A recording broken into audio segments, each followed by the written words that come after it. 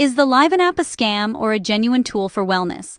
Let's cut through the hype and complaints and talk honestly about what you're really getting. Liven, now run by Resoluti, definitely isn't a fake app. The features are real.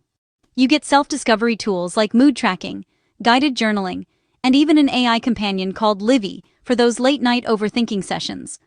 There are also quick courses on things like beating procrastination and managing burnout, all built with input from actual health pros using CBT and mindfulness techniques. That's legit. But here's where things get messy. Reddit and Trustpilot are full of stories about sneaky onboarding quizzes that always seem to push you towards a paid plan, no matter what answers you give. I've seen people call out automatic renewals at double or triple the original price. Plus, canceling often means chasing down email support instead of just tapping a button. If you're not careful, your free trial can easily turn into a surprise bill.